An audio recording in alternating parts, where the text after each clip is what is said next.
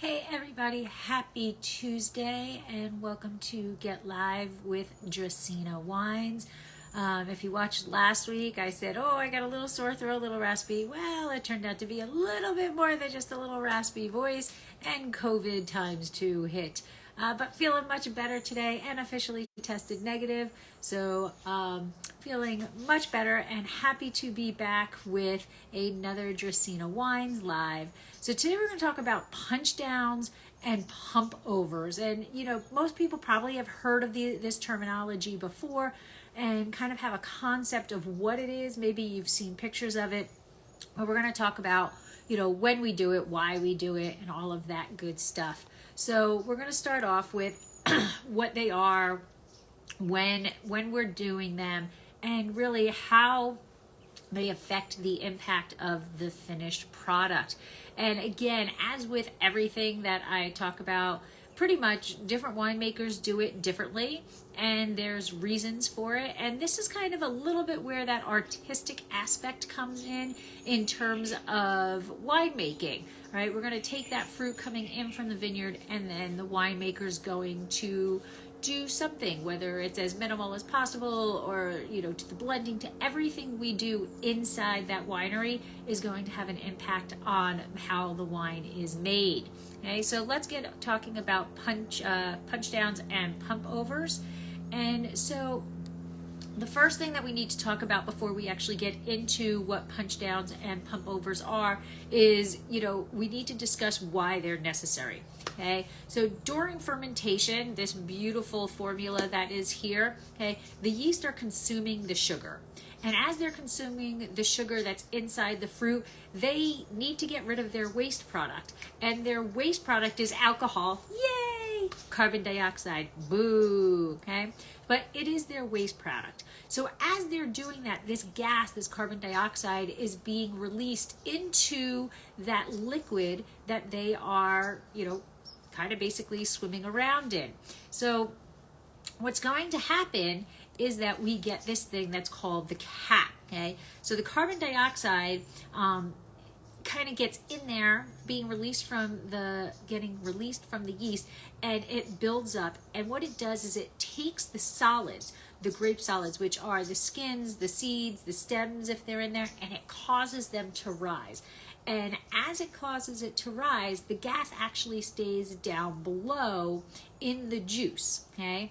And the reason why this is a problem, or there's a couple of reasons why this is a problem, but the first, which is a biggie but really isn't, kind of the worst, okay, is that it's going to lead to a detrimental color and flavor extract, okay? So since we get the color and the flavors from the skins, okay, if the juice is not in contact with the skins, we're not going to be able to extract those colors. Now, why is the juice not in contact? Because all of the skin is up on the top. So only the very top of the juice is in contact with that skin, right? So we want to be able to get the skins in contact with as much of the juice as we possibly can.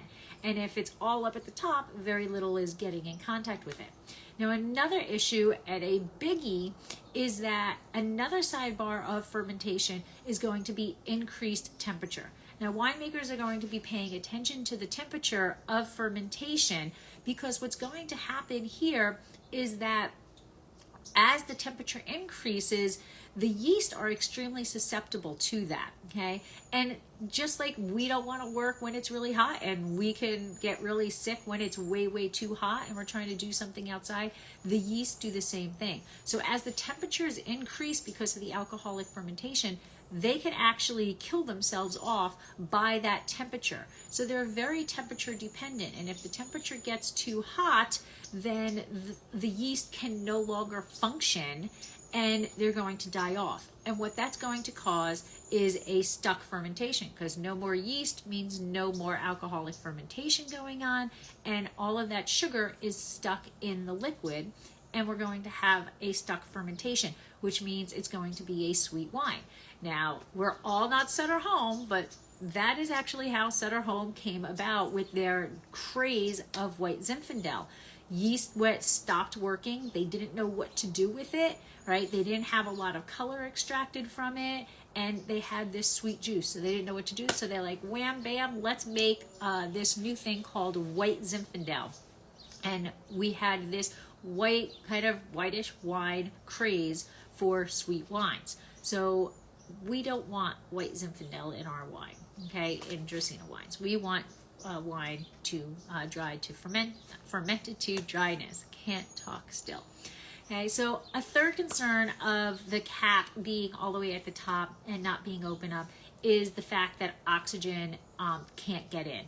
So yes, oxygen is bad when it comes to wine, but the thing is that it does need a little bit of oxygen, because if there's no oxygen in there, then other microorganisms that we don't want in there are going to take over. So acetobacter can come in and it's going to take over the yeast that we want in there, and it's going to kill them off, and they're going to get more predominant, and then we're going to basically be creating vinegar.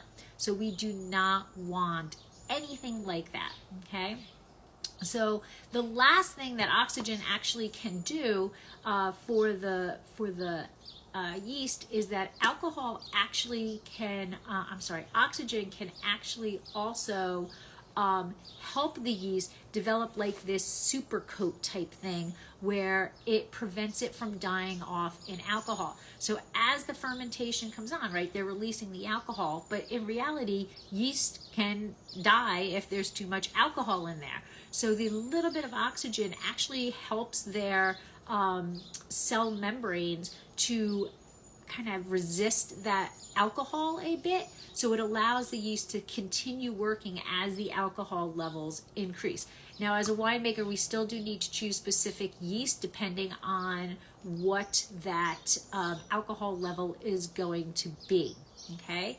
So it is extremely important that we break up this cap, okay? And we want to make sure that it is done properly. So the first way that we can break up a cap is by punch down. Now, this is what we do at Dracaena Wines. So the first punch, or the concept of the punch down, is that you use this little tool here that's got some holes in it, and you basically just push down. That is what you're doing. Although it does require a lot of work. You need some muscles in order to do it, because there's a lot of pressure and the gas is underneath it. Okay, so you take this tool and you're going to punch it down.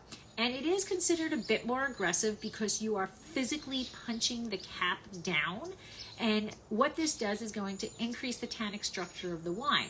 So depending on the variety that you're making, you may not want to do a punch down, right? So if it's a more tannic wine, it might not be the best choice for you to do this, right? So Cabernet Sauvignon, very tannic.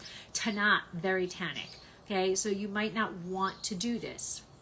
But very simply, you come down and you take that tool, you punch it, you stand above it, and you go through and you just punch it. And what you're doing is, as you punch the cap down, the liquid, the juice, is coming up on top of it. And you are basically stirring the juice in with the skins, the seeds, and the stems, if they're there, okay? And that is going to allow that extraction to occur.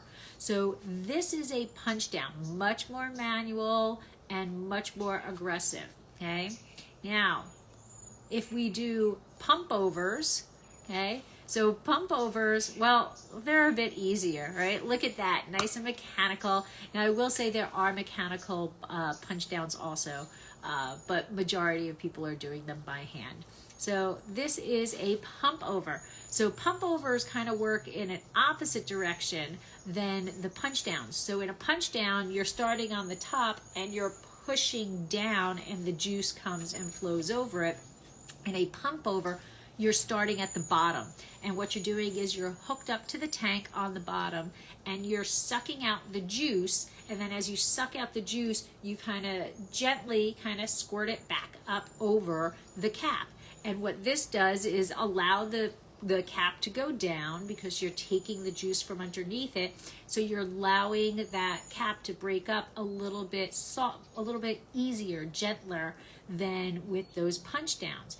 And so you're allowing that fermented juice to recirculate over the cap itself. So the cap might not necessarily be forcefully broken up, but the juice is getting in contact with that skin so that it can be extracted. Okay. So now the number of times that winemakers do this are going to vary depending on each winemaker's choices. Okay. We can do it a couple of times. Usually what happens is that earlier on in the fermentation process, it gets done much more frequently, because as the yeast are more active, the carbon dioxide is more producing faster. So we're going to do these punch downs or pump overs more frequently, maybe 3 times a day if necessary. Okay. And then as the fermentation process continues and the yeast are getting less and less sugar to consume, then we might break it down into doing less times per day. Okay. And so that is pump overs and punch downs. Here at Dracaena Wines, we do actual punch downs, and we do them 2 times a day. And, everything is done at Dracaena Wines in a small batch fermentations. So we don't really have that ability or the desire to do pump overs. Okay. We want everything is really kind of small for us. So everything is done manually, but we do want those skins to be in contact to help produce the color that we get with our Cab Franc, and then also to provide that tannic backbone so that you can lie the Cabernet Franc down and age it for a few years. So there you have it. That is punch downs and pump overs, and I hope everybody has a wonderful Thanksgiving if you are celebrating. And I appreciate you watching, and you know what? If you have any questions or comments, leave them down below. I ask every week, and let me know if there is a specific topic that you would like me to cover. Anyway, have a great week. Have a wine-filled week. Drink safely. Enjoy. And I'm just going to throw it out there. Cab Franc, Chenin Blanc, perfect for the table on your Thanksgiving table. And you know what? Rosé's not bad either. Just saying. Have a great Thanksgiving. Sláinte.